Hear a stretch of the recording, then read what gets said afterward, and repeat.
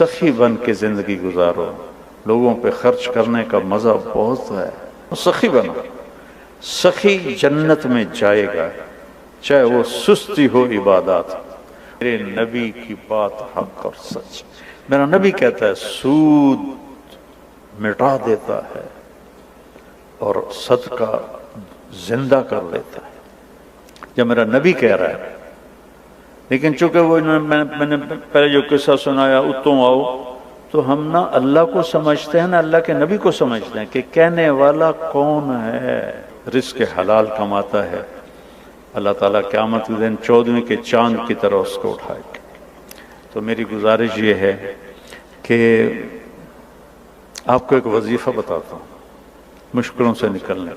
میرے نبی وظیفے لمبے چوڑے نہیں بتاتے تھے، بڑے چھوٹے چھوٹے۔ ایک صحابی آئے، یا رسول اللہ رزق کی پریشانی ہے، اريد ان يوسع علی رزقی، تو میرے نبی نے فرمایا کہ اس مجلس میں ایک شخص ایسا ہے جو اکیلا رہے گا، اکیلا مرے گا، قیامت کے دن اکیلا اٹھے گا اور اس کا جنازہ مسلمانوں کی جماعت پڑھے گی۔ تو وہ سارے لوگ مر گئے شہروں میں، ایک میں اکیلا ہوں اس جنگل میں۔ جریر جو تھے شاہی خاندان کے تھے، یمن کے، اور شاہی خاندان میں گھوڑوں کی نسلیں بھی یاد کروائی جاتی تھیں شہزادوں کو۔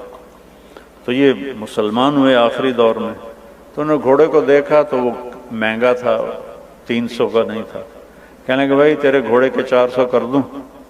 اسے کہا جی کر دیو۔ 500 کر دوں؟ کہا جی کر دیو۔ ابو ذر رضی اللہ تعالیٰ عنہ جنگل میں رہتے تھے، کوئی وہاں آبادی نہیں تھی، ایک بیٹی، ایک بیوی اور ایک خود۔ موت کا وقت آ گیا تو ان کی بیگم رونے لگی کہ اب تو یہاں ویرانے میں مر رہا ہے، یہ بچی ہے، میں عمر رسیدہ ہوں، تیرا غسل، تیرا کفن، تیری قبر کون کرے گا؟ ہائے ہائے، کہا دیکھ اللہ کی بندی، ما کذبت وما کذبت، نہ میں جھوٹ بول رہا ہوں نہ کہنے والے نے مجھ سے جھوٹ بولا۔ میں ایک مجلس میں تھا تو میرے نبی نے فرمایا کہ اس مجلس میں ایک شخص ایسا ہے جو اکیلا رہے گا، اکیلا مرے گا، قیامت کے دن اکیلا اٹھے گا اور اس کا جنازہ مسلمانوں کی جماعت پڑھے گی۔ تو وہ سارے لوگ مر گئے شہروں میں، ایک میں اکیلا ہوں اس جنگل میں۔ تو میرے نبی نے فرمایا کہ اس مجلس میں ایک شخص ایسا ہے جو اکیلا رہے گا، اکیلا مرے گا، قیامت کے دن اکیلا اٹھے گا اور اس کا جنازہ مسلمانوں کی جماعت پڑھے گی۔ تو وہ سارے لوگ مر گئے شہروں میں، ایک میں اکیلا ہوں اس جنگل میں۔ کوئی آئے اور کتھو آوے گا، نہ کوئی راہ نہ رند، ایک تو چلو راستہ ہو، راستہ بھی کوئی نہیں، کون آئے گا؟ حج بھی ختم ہو گیا ہے، حج کے لیے قافلے شارٹ کٹ وہاں سے لے لیتے تھے ربضہ سے۔ انہوں نے کہا مجھے یہ نہیں پتا، یہ ہوگا اللہ کی بندی کے کہنے والا سچا ہے۔ دوسرا یہ شاکلہ بنانے کی ضرورت ہے کہ دیکھو ایک میری نظر ہے جو وہ شیشے پر جا کے ختم ہو رہی ہے، ایک میرے نبی کی نظر ہے کہ آپ نماز پڑھ رہے ہیں، اللہ اکبر، چلنا شروع ہو،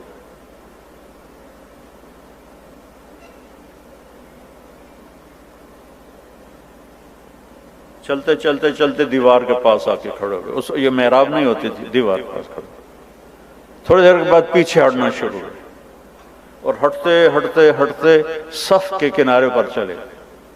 جب سلام پھیرا تو پہلی صف کے لوگوں نے تو دیکھا، پچھلوں نے نہیں دیکھا، تو انہوں نے کہا یا رسول اللہ یہ کیا کیا تھا آپ نے؟ پہلے تو کبھی ایسا نہیں کیا۔ تو آپ نے فرمایا جب میں نے اللہ اکبر کی تو اللہ نے میرے سامنے جنت کو کھول دیا۔ جنت کہاں؟ 7ویں آسمان پر، 7ویں آسمان پر جنت۔ اللہ نے میرے سامنے جنت کھولی، میں نے انگور کے گچھے لٹکے ہوئے دیکھے تو میں ان کے لیے بڑھتا بڑھتا بڑھتا دیوار تک چلا گیا۔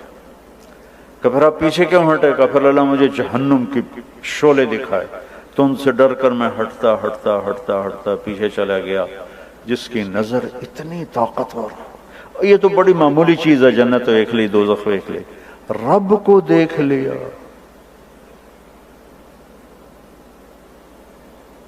السلام علیک ایھا النبی ورحمۃ اللہ وبرکاتہ۔ اے میرے محبوب، تیرا رب تجھے سلام پیش کرتا۔ اس کی نظر پہ یقین کرو کہ سود پہ کاروبار کرنا بے چینی اور اضطراب کے سوا کچھ نہیں۔ پرانی بات ہے، فیصل آباد کا بڑا تاجر کہنے لگا یہ ہم تو بینکوں کے مینیجر ہیں، جتنا کچھ آتا ہے سارا ان کو کما کے دے دیتے ہیں کہ 2-4 ہزار بچتا ہے اسی بوجھ پا کے لے جانے ہیں تو سن لوگ آتے ہیں شیخ صاحب تے سیٹھ صاحب اسی سارے بینکوں کے مینیجر ہیں۔ وہ کہنے لگی اب کون آئے گا یہاں؟ کہا مجھے نہیں پتا، چل راستے پہ جا کے بیٹھ۔ دن گزر گیا، کوئی نہیں آیا۔ اگلے دن اور حالت خراب، کہا جا راستے پر بیٹھ۔ ایک ایسے ہی راستہ تھا مکے کا شارٹ کٹ، جو کبھی حج جس کا لیٹ ہو جاتا تھا تو وہ راستہ اختیار کرتا تھا، صحرا تھا۔ تیسرا دن چڑھا تو بیٹی کو بلایا، کہنے والا بھی سچا تھا اور میں بھی سچ بول رہا ہوں، یہ یقین کا قصہ سنا رہا ہوں۔ بیٹی کو بلا کر بیٹا بکرا ذبح کرو اور کھانا تیار کرو، میرے جنازے پر کچھ مہمان آئیں گے، ان کو کھانا کھلانا ہے، میری موت مہمان نوازی سے روکنے دے۔ وہ بیٹی نے کہا ان پہ وہ کملا ہویا پہ چلو ایک بکرا اٹھا دینی ہے۔ اس نے بکرا ذبح کیا اور اسے پکانا شروع کیا، اور اماں جی جا کے راستے پر بیٹھ گئے۔ تیسرا دن تھا یہ، اور ادھر سکرات جاری ہو چکے تھے، تو ان کی بیگم کو دور سے غبار اڑتا دکھائی، تو انہوں نے اپنا دوپٹہ یوں لہرایا ایسے ایسے کر، تو کسی ایک کی نظر پڑ گئی تو سارے وہ ادھر بڑھ گئے۔ تو 20 آدمی تھے اونٹنیوں پہ سوار۔ تو یہ کہتی ہیں ایک مسلمان مر رہا ہے، اس کا جنازہ پڑھو گے؟ تو وہ کہنے لگے کون ہے؟ کہا ابو ذر۔ تو سارے رونے لگے دھاڑ دھاڑ کر کے کہ ہمارے ماں باپ ابو ذر پہ قربان، اس کا جنازہ پڑھنا تو ہماری بخشش ہے۔ یہ کون لوگ تھے؟ یہ عبداللہ ابن مسعود رضی اللہ عنہ تھے، اپنے 19 ساتھیوں کے ساتھ مکہ تشریف لے جا رہے تھے، اور شارٹ کٹ انہوں نے لے لیا۔ جب وہ آئے تو ان کو دیکھ کے کہنے لگے آ گئے ہو، میں نے تو پتہ ہی تسی آ ہی جانا، میرے نبی کی بات کا یقین۔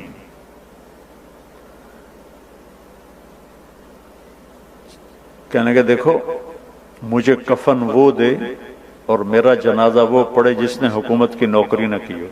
وہ تو خلافت راشدہ تھی، حضرت عثمان کی خلافت تھی، خلافت راشدہ کے وہ ازہد الصحابہ ہیں، سب سے بڑے زاہد صحابی ابو ذر غفاری۔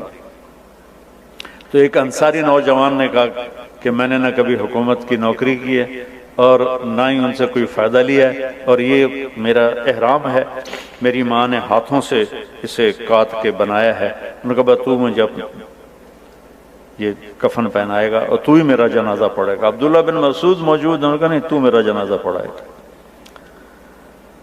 تو جب وہ تدفین ہو گئی تو ان کی بیٹی نے کہا یا عم ہلم الی الطعام، چچا ہلم الی الغداء، کھانا تیار ہے تشریف لائیں۔ وہ کہنے لگے کھانا کیسے اتنی جلدی کیسے تیار کر لیا؟ وہ کہنے لگے نہیں صبح سے ہی ابا نے کہا تھا کہ آج مہمان آئیں گے تو ان کے لیے کھانا تیار رکھنا ہے۔ تو حضرت عبداللہ بن مسعود رونے لگے، کہنے لگے واہ ابو ذر تو نے مر کے بھی سخاوت نہ چھوڑ۔ تو سخی تھا زندہ بھی اور سخی رہا مر کے بھی۔ تو دوسری چیز جس کی ضرب لگانے کی ضرورت ہے کہ میرے نبی کے وعدے سچے وعدے، کہ جو وہ دیکھ سکتے ہیں جو ہم نہیں دیکھ سکتے۔ ایک جب آپ سفر میں تھے، ہجرت کے سفر میں، تو سراقہ بن مالک آپ کے پیچھے پہنچ گیا، تو ابوبکر صدیق نے کہا یا رسول اللہ یہ تو جان لیتا ہے ہماری۔ تو آپ نے کہا اللہم اکفنا شرہ بما شئت، یا اللہ ہماری جان چھڑا اس سے۔ تو اس کا گھوڑا زمین میں دھنس گیا، کہنے لگا محمد میری توبہ، آئندہ نہیں کروں گا، میرے لیے دعا کر۔ آپ نے دعا کی گھوڑا باہر نکلا، اس نے پھر گھوڑا پاس تھا۔ یہ لالچی تو لے جاتا ہے، اے کاروبار بھی کر لو، اے بھی کر لو، کہ بینک والے تو بڑا بیوقوف بنے ہیں، یہ بڑا اچھا پلان آپ کو دے رہے ہیں، یہ بہت اچھا پلان آپ کو دے رہے ہیں، آپ اس میں یہ کر لیں، آپ اس میں یہ کر لیں، تسی کملے بن کے لگے رہندے ہو، لگے رہندے، اخیر موت آ کے لے جاندی، پچھلا پتہ نہیں کہندے مقدر وچ ہوندا۔ تو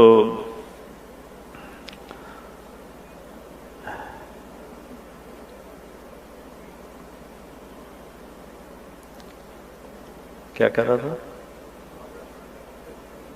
اب سراقہ بن مالک ان کو لالچ ہوا، پھر پیچھے دوڑے، پھر گھوڑا دھنس گیا، پھر کہنے لگا میں میری منت ہے، ہن بس میری توبہ، میں کلمہ پڑھ لیا۔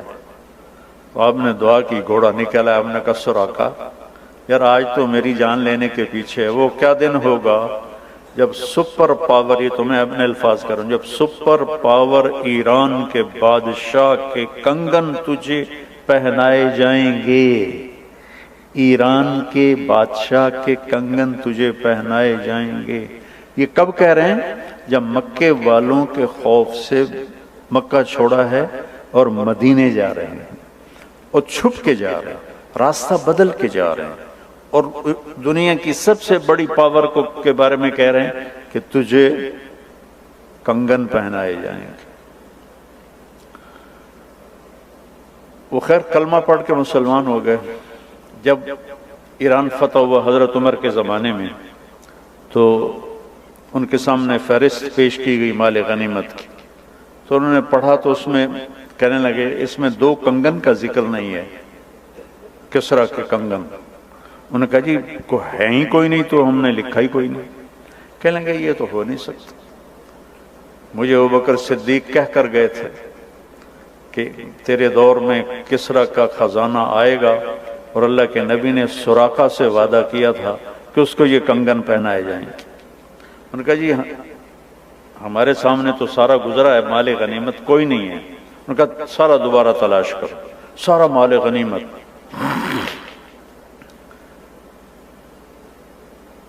اس کا ایک قالین تھا جو 1 ایکڑ میں کے برابر تھا، 1 ایکڑ کی چوڑائی میں تھا اور لمبائی میں، ایسے پورا کا، اور اس پہ پورے ایران کا نقشہ تھا۔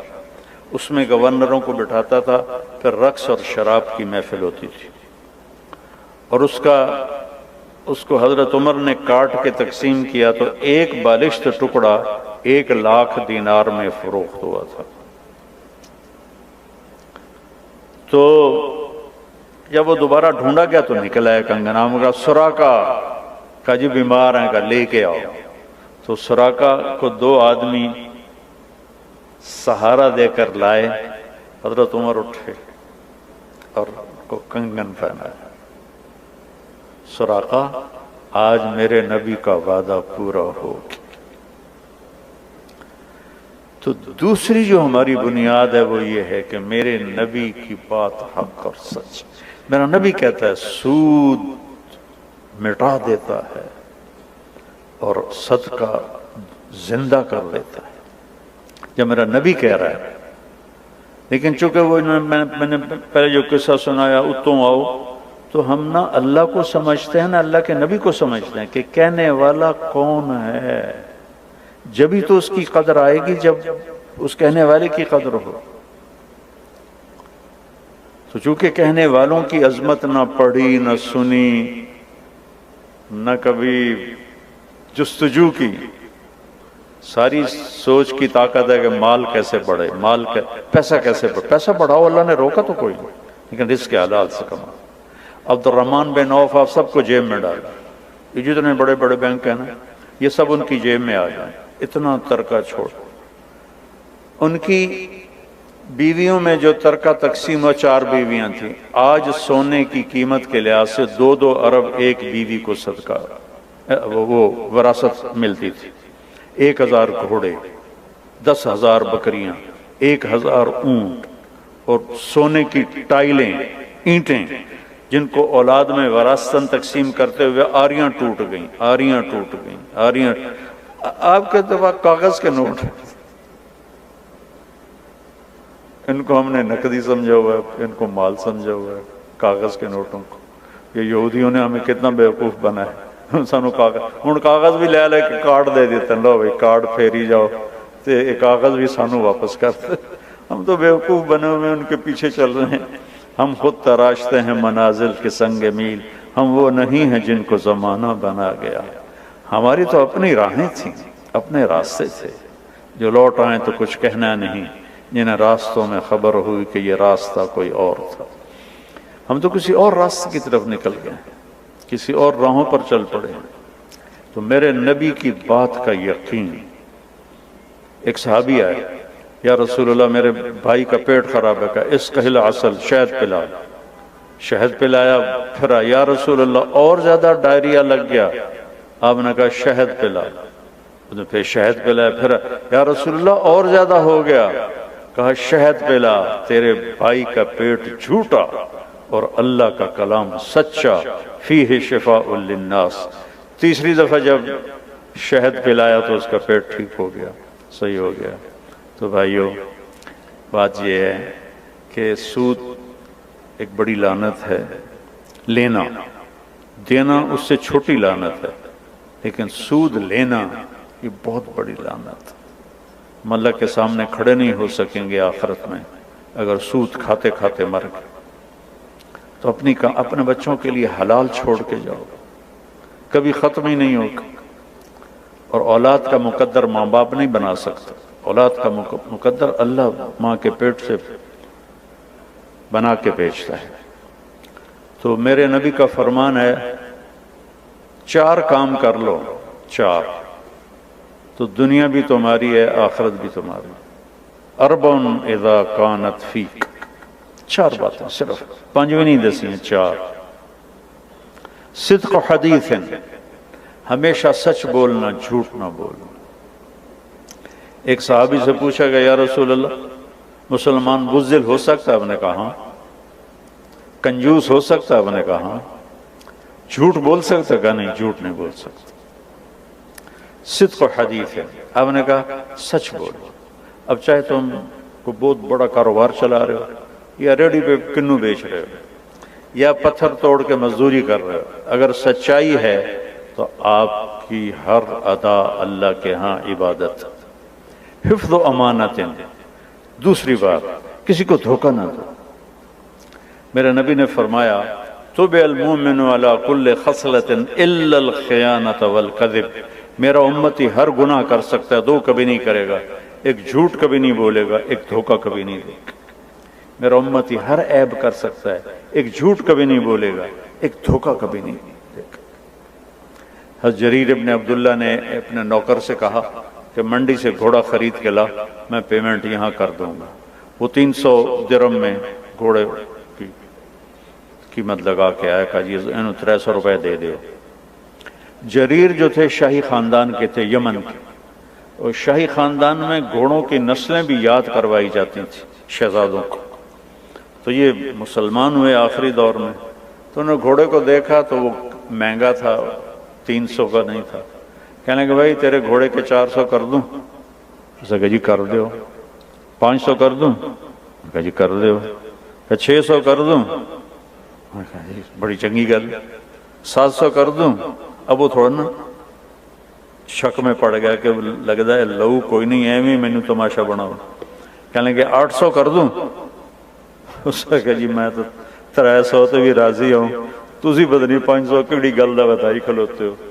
کہنے کہ تیرا گھوڑا 800 کا ہے، لو بھائی 800 دے دو، گھوڑا باندھ دو۔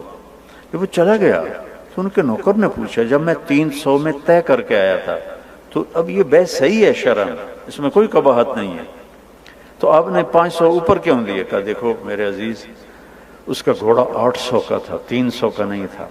اگر میں 300 میں لیتا تو یہ دھوکہ ہوتا، اور میں نے اپنے نبی کے ہاتھوں میں ہاتھ دے کے، مجھ سے میرے نبی نے وعدہ لیا تھا کبھی کسی کی بدخواہی نہ چاہنا، سب کی خیر خواہی چاہنا، تو اگر میں 300 میں رکھ لیتا تو یہ بدخواہی تھی۔ تو حفظ و صدق و حدیث، سچ بولو، حفظ و امانت، دیانتداری ہو۔ یہ 2 کام اگر آپ اپنے کاروبار میں کر لیں تو آپ کا کاروبار بھی بندگی بن جائے گا۔ تیسرا فرمایا حسن خلیقت، زبان کا بول میٹھا رکھو، نوکر کے لیے بھی اور جس سے پیسے لینے ہیں اس کے لیے بھی۔ یا تو ادھار نہ دو، ادھار دینا تو پھر زبان کو گندا نہ کرو، کہ زبان کی گندگی کا نقصان پیسے کے نقصان سے زیادہ ہے۔ کہ حسن و خلیقت، اخلاق اچھے کرو، ماں باپ سے اچھا سلوک کرو، بیوی سے اچھا سلوک کرو، بچوں سے اچھا سلوک کرو، بہن بھائیوں سے اچھا سلوک کرو، اور سب کے لیے میٹھے بن کے رہو۔ ایسا نہ ہو کہ گھر میں جاؤ تو سارے ڈردے پہ ہوں، کوئی دے وڑدے پہ ہو، کوئی دے وڑدے پہ ہو، ابا آ گیا ابا آ گیا۔ مطلب ہے کہ تھانے دار بن کے گھر نہ جاؤ، باپ بن کے جاؤ، خامند بن کے جاؤ۔ اور چوتھا فرمایا عفت فی طعمۃ، رزق حلال کماؤ۔ کہ یہ 4 کام کر لو، پھر آپ آفس میں ہوں، میریٹ میں ہوں، یا آپ کے ماڑی میں ہوں، آپ کا ہر عمل اللہ کی بارگاہ میں بندگی ہے۔ اور جیسے آپ نماز کا اجر لیں گے ایسے آپ اپنے کاروبار کا بھی اجر لیں گے، اگر اس میں سچائی، دیانتداری، اچھے اخلاق اور رزق حلال۔ اور رزق حلال تھوڑا ہوتا ہے، رزق حرام زیادہ ہوتا ہے۔ لا يستوي الخبيث والطيب ولو اعجبتكم كثرة الخبيث، اللہ نے کہا ہے حرام رزق زیادہ ہوگا، حلال تھوڑا ہوگا، لیکن اس کے چکر میں نہ پڑنا۔ بہت پرانی بات ہے، ایک اللہ کے نیک بندے تھے، چیچا وطنی ہماری جماعت گئی، ہم ان کی مجلس میں بیٹھے ہوئے تھے تو 2 آدمی آئے، تو ایک کی شکل تو مجھے یاد ہے اس کے ایکشن اور باتوں کی وجہ سے، دوسرا یاد، اس نے خاکی رنگ کا کھدر کا کرتا پہنا ہوا تھا، خاکی شلوار تھی، خاکی ٹوپی تھی، اتنی سائز کی اینک تھی، داڑھی تھی۔ تو وہ کہتا ہے حضرت جی دعا کرو اللہ رزق حلال دے تو مجھے دیکھنا، حضرت جی دعا کرو اللہ رزق حلال دے تو بہت سارا دے۔ اس نے یوں کیا، بہت سارا دے۔ حضرت جی چپ رہے، کوئی نہیں بولے۔ اس نے پھر کہا حضرت جی دعا کرو اللہ رزق حلال دے تو بہت سارا دے۔ انہوں نے بڑے پولے منہ سے کہا حلال تو تھوڑا ہی لبو، حلال تو تھوڑا ہی لبو، پر ہوگا با برکت، رزق حلال ہوگا تو با برکت ہوگا۔ تو بھائیو میں نے شروع میں کہا تھا حکومت سود ختم نہیں کر سکتی، آپ کریں گے۔ اگر آپ کا ارادہ نہیں نا تو اوپر جنید بغدادی بھی بیٹھ جائے نا تو سود ختم نہیں ہو سکتا، جھوٹ ختم نہیں ہو سکتا۔ جب تک پیسے کی ہوس نہیں نکلے گی نہ ہم سود سے نکل سکتے ہیں، نہ جھوٹ سے نکل سکتے ہیں، نہ 2 نمبری سے نکل سکتے ہیں۔ پیسے کی طلب تو میری ضرورت ہے، اور پیسے کی ہوس یہ شیطان کا چکر ہے۔ عزت نفس کی طلب میری ضرورت ہے، لیکن بڑا بننے کے لیے نہ کسی کی جان کی پرواہ کرنا، نہ کسی کی عزت و آبرو کی کہ میں نمایاں نظر آؤں، یہ دونوں چیزیں انسان کو ہلاک کرتی ہیں۔ لیکن طلب تو میں نے آپ کو حدیث پڑھ کے سنائی تھی کہ جو رزق حلال کماتا ہے اللہ تعالیٰ قیامت کے دن 14ویں کے چاند کی طرح اس کو اٹھائے گا۔ تو میری گزارش یہ ہے کہ آپ کو ایک وظیفہ بتاتا ہوں مشکلوں سے نکلنے۔